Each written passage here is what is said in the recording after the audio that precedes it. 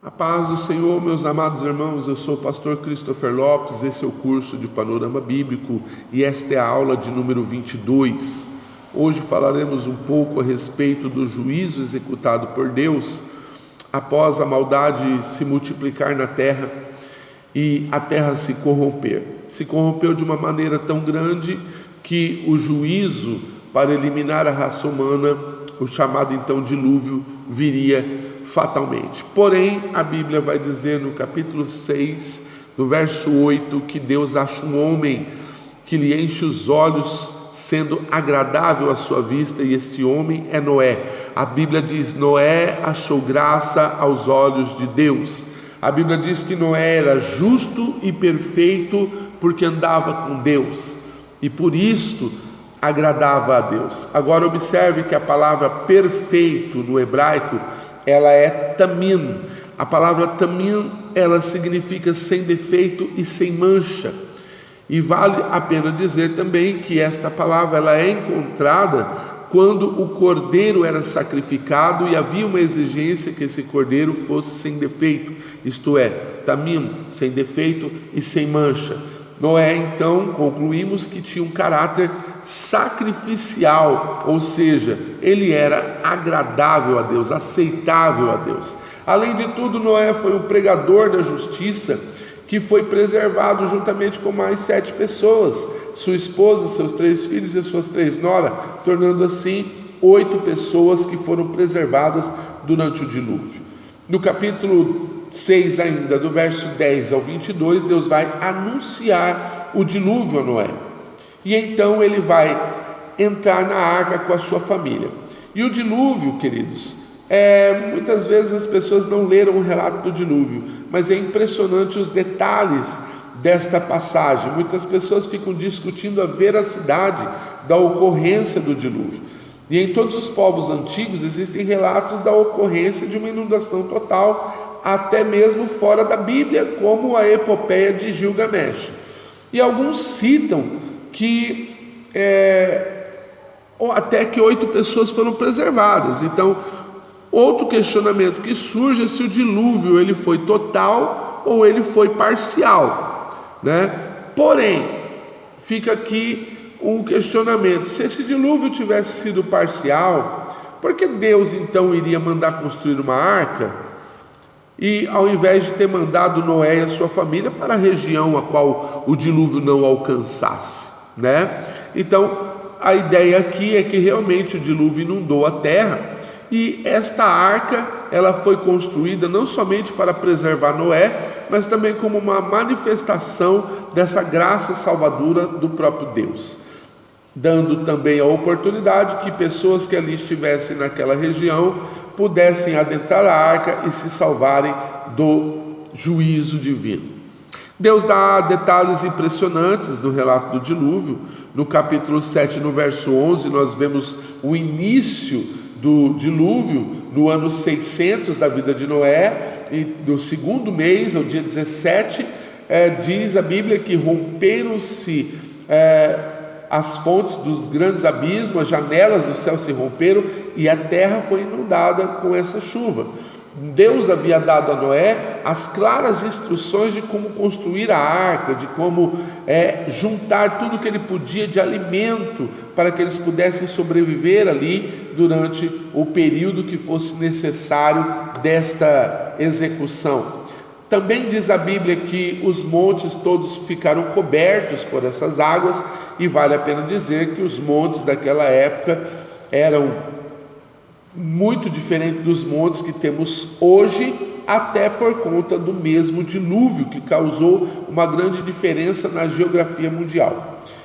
Como Noé ele consegue colocar os animais dentro da arca? Ora, é só nós compreendermos que Deus mandou os animais entrarem ali na arca. Aí alguém vai perguntar, mas será que tem esse tipo de manifestação? É claro que tem, é só nós observarmos as passagens onde os pescadores que não conseguiam pegar peixes, ao chegar Cristo naquele lugar, ordenou que eles lançassem a rede e então muitos peixes vieram. Aí então entendemos como Deus ele controla os animais, né?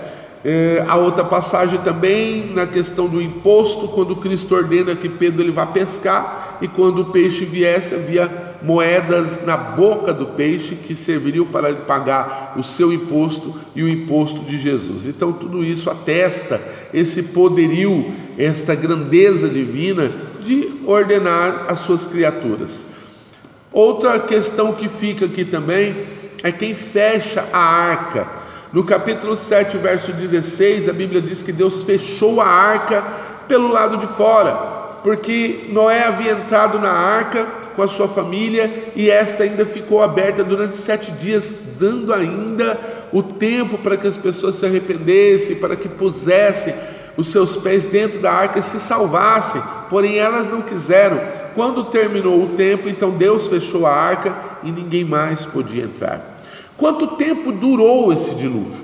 O dilúvio prevaleceu por pelo menos 1 ano. Ele inicia-se no ano 600 da vida de Noé e vai terminar, as águas vão se secar no ano 601 da vida de Noé. Isso está descrito em Gênesis capítulo 8, no verso 13 e no verso 14, que diz: no ano 601 do primeiro mês, do primeiro dia do mês, as águas se secaram de sobre a terra.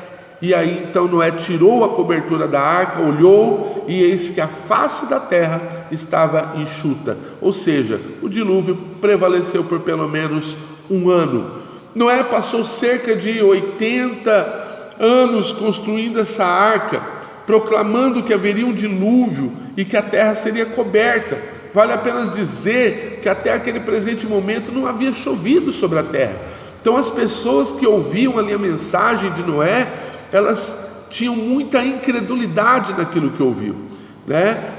E aquilo só podia ser aceitado pela fé. Por isso que Hebreus diz que pela fé Noé foi preservado. Noé creu naquilo que ele ouviu, ele creu no juízo que viria, e ele passa para frente essa mensagem anunciando esse juízo, porém as pessoas ignoraram completamente. Então o dilúvio foi um juízo de Deus sobre aquela geração e aquele mundo que foi destruído, e somente 8 pessoas foram salvas: Noé, sua esposa, seus 3 filhos e as suas noras, além dos animais que entraram na arca. No capítulo 8 a gente vai ver as águas se secarem, como eu já disse aqui, cerca de 1 ano. No capítulo 15, do versículo 15, do mesmo capítulo 8 até o 22, nós vamos ver Noé saindo desta arca. Ele sai com a sua família, e aqui eu quero falar algo para vocês interessante, porque o texto diz: lembrou-se Deus de Noé, de todos os seres viventes, de todo o gado que estava com ele na arca. O Gênesis diz que Deus se lembrou de Noé e dos animais da arca. Agora, isso não quer dizer que Deus tinha se esquecido deles. Não quer dizer que Deus tenha se lembrado como nós nos lembramos de alguma coisa, como a mente humana que se esqueceu e agora retorna à lembrança. Não, não é isso. A Bíblia, a palavra lembrar é o termo hebraico zakar, que é uma lembrança para agir em obrigação aos seus deveres, em favor de alguém. Olha só, o texto exatamente nessa parte, ela diz assim, vai zakar Elohim et Noah, que pode ser resumidamente traduzido como assim: Deus agiu conforme a sua obrigação em favor de Noé e dos animais na arca. Então, esta lembrança era mostrando que Deus se compromete com a sua palavra empenhada, que o que ele promete, ele cumpre. Então, em Gênesis 9,15 diz: então me lembrarei da minha aliança que está entre mim e vós. Esta palavra lembrar, zakar, do hebraico, então ela tem esse significado, uma lembrança de comprometimento. Nós temos outras passagens, como em Números 15:40, onde Deus nos ordena a nos comprometermos com os seus mandamentos por meio das suas ordenanças. Olha só, diz assim: para que vos lembreis de todos os meus mandamentos e os cumprais, e santos sejais ao vosso Deus. Então, fica aqui frisado, lembrar é o sentido de se comprometer, tá? A obrigação que você tem relacionado a alguma coisa. No capítulo 9, Deus vai abençoar Noé, os seus filhos, e então o dilúvio e as águas baixam. E Noé teve a prova de que tudo estava seco. Ao enviar alguns animais, ele envia o corvo, depois ele envia a pomba, e percebe então que está tudo seco, então ele sai com a sua família. E o que Noé faz? A primeira coisa que ele faz é um altar para o Senhor, onde ele vai oferecer sacrifícios. Significa então que aquela maneira de se relacionar com Deus, ela continuava na mesma validade, através do sangue de animais. E aí nós vamos ver Deus estabelecendo algo novo. Deus vai estabelecer um governo, leis, decretos. Deus vai escolher homens para governar homens. O plano de Deus agora é estabelecer o seu reino na terra, aonde homens que ele levantasse seriam guiados por ele para poder guiarem a outros homens, tá? Deus vem, ele fala com Noé, e nós vamos ver claramente ele mudando a maneira de lidar com o homem aqui na terra, dando novas ordens, revelando a sua vontade para o homem. Vamos olhar o que Deus colocou de novo. No capítulo 9, verso 2, verso 3. Até aqui, todos os animais e os homens comiam apenas ervas.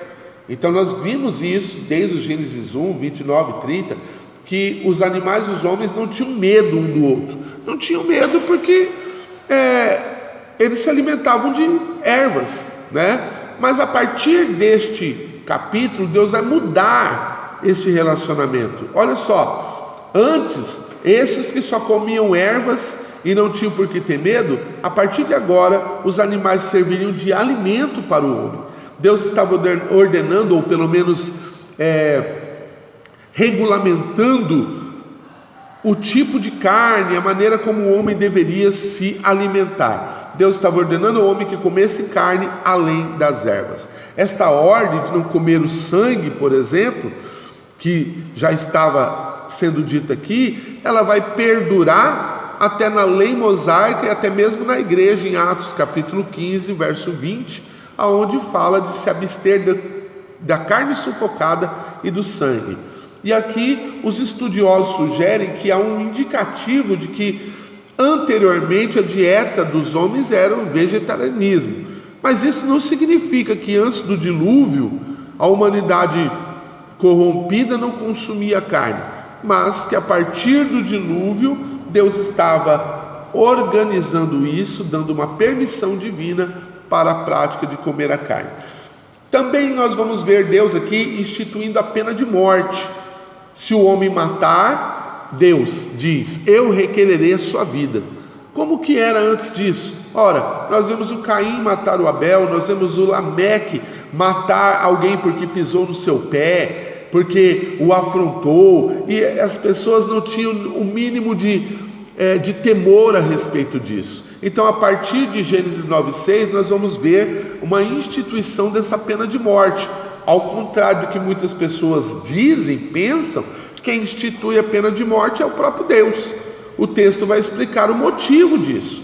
Porque se alguém derramar o sangue do homem, pelo homem se derramará o seu. Porque Deus fez o homem segundo a sua imagem. Deus está estabelecendo um governo e um decreto para que isso não perdure, não continue. Então perceba que esta pena de morte ela foi instituída por Deus para preservar a vida.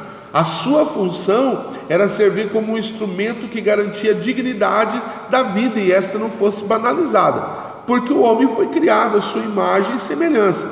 Então cada vez que uma pessoa era assassinada, ocorria um atentado contra a própria imagem de Deus, representada nela. E aqui vale lembrar então que antes do dilúvio, mais uma vez, não havia isso, esse controle. As pessoas então, elas ao se sentirem ofendidas por qualquer motivo, estavam eliminando os seus semelhantes sem o mínimo de temor ou restrição. E a partir daqui, queridos, Deus ele falava com toda a raça humana. A raça humana era uma só língua, um só povo, e quando Deus revelava a sua vontade era para a raça toda.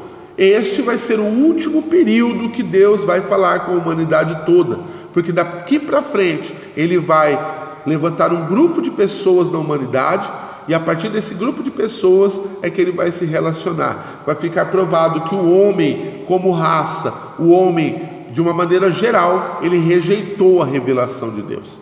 E no verso de número 7, Deus confirma para Noé o que ele já havia pedido a Adão, que eles se multiplicassem, eles frutificassem, eles povoassem a terra. E então ele termina estabelecendo uma aliança com o arco-íris, fazendo o Adão se lembrar, através daquela aliança, que nunca mais a terra seria destruída com água, nunca mais Deus iria eliminar a raça humana. Então uma promessa é feita ali através daquela aliança, daquele sacrifício que Noé entregou em gratidão pela sua vida, e Deus então mostra o sinal da sua aliança através do arco-íris, para que o homem não tivesse mais medo de um juízo daquela proporção. Quando nós chegarmos à Nova Jerusalém, quando entrarmos na sala do trono de Deus, nós vamos ver esse mesmo arco-íris lá. Em Apocalipse, no capítulo 4 e no verso de número 3, vai dizer exatamente isso, que este arco-íris está lá, ou seja, mostrando ao homem que Deus é um cumpridor de promessa, que não falha nas suas promessas e que as suas palavras, elas não caem por terra. Vou ler aqui apenas para nós encerrarmos, Apocalipse 4, verso 3. E o que estava sentado era na aparência semelhante à pedra de jaspe sardônica, e o arco celeste estava ao redor do trono e parecia semelhante à esmeralda. Amém? Então, a partir da próxima aula, então nós já vamos falar a respeito deste novo período, porque aqui se encerra o período da consciência e vai ser estabelecido aqui a dispensação do governo humano, ou a dispensação do governo humano, onde Deus vai lidar com pessoas através de governantes. Amém? Não se esqueça de se inscrever nesse vídeo, não se esqueça de compartilhar esse vídeo, não se esqueça de estar enviando esse vídeo para aquelas pessoas que querem aprender mais da Bíblia Sagrada. Entre em contato conosco, seja no YouTube, no e-mail, para adquirir a apostila, para tirar as suas dúvidas. Amém? Fique na paz do Senhor, que Deus os abençoe em nome de Jesus.